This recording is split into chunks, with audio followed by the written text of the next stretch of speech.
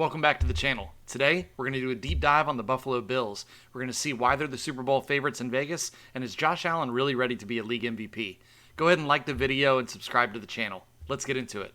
The Buffalo Bills were great in the early 90s with an insane 4 straight Super Bowl appearances and losses, but to reach the big game in 4 consecutive years is absolutely unheard of. Jim Kelly was their all-world quarterback, and their fans were, and still are, some of the most passionate in the entire league. But once Y2K arrived, the Bills have come plummeting back down to earth. From 2000 to the year 2017 BA, before Allen, they only had 3 winning seasons and 1 playoff berth.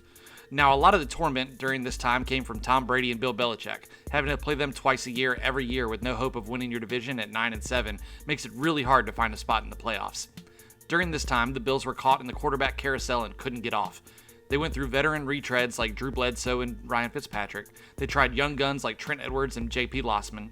And they even used a first-round draft pick on E.J. Manuel, who might be one of the biggest busts of all time. They rolled with Tyrod Taylor for a few seasons before the big day in 2018 when they were able to draft Joshua Patrick Allen, the surefire Hall of Famer out of Wyoming. Really, though? People were all over the board on him. PFF had him as 35th on their big board. NFL.com said he was the biggest boomer bust player in the draft. Mel Kiper had him going number 1 to the Browns. Imagine how different things would be in the league if that happened. I'm saying the Bills either did an amazing job coaching him or got lucky as heck that he turned into a top 5 quarterback in the league. Looking at his rookie season, it wasn't always looking like sunshine and rainbows.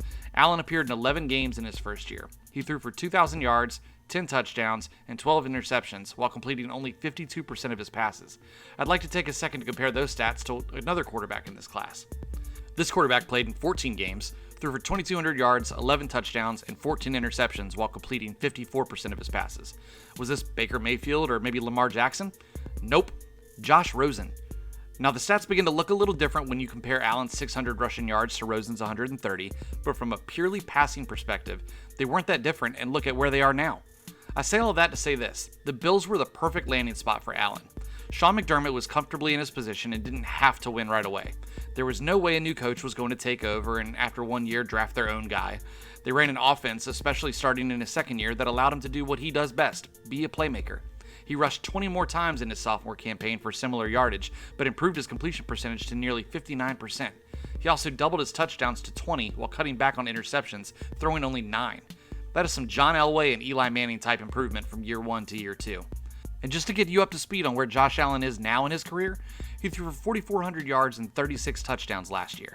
The Bills as a team were 5th in the league in yards per game and 3rd in points per game.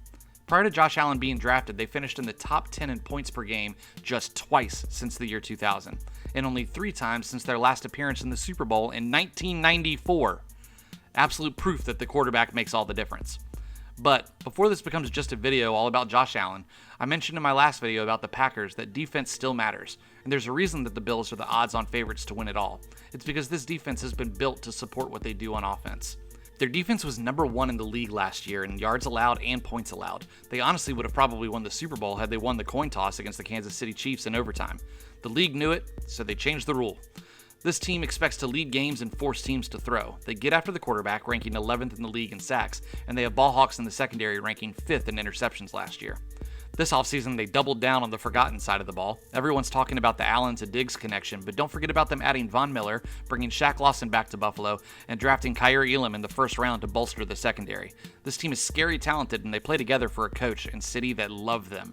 The last piece I want to address that I think will finally make them a complete team and is way underrated in moves for them from what I've seen is drafting James Cook in the 2nd round. James, the brother of Dalvin, is not the same back as his older brother. He's an inch taller and 30 pounds lighter. Don't expect him to be a 30 carry a game workhorse, but do expect him to be a bolt of lightning in space with spot carries. I suspect he will be an added weapon in all their hurry-up phases of the game. He's the final piece they needed in their offense to ensure that they're a well-rounded team, and he deserves to be mentioned. So back to the Vegas odds. Most books have the Buffalo Bills at plus 650. How comfortable would you be betting $100 to win 650? What about $1,000 to win 6,500? For me, I've spent $100 on worse investments. And that's going to do it for today's video. Thanks so much for watching. If you made it this far, I really hope you'll consider subscribing and like the video. It would help out a lot. See y'all next time.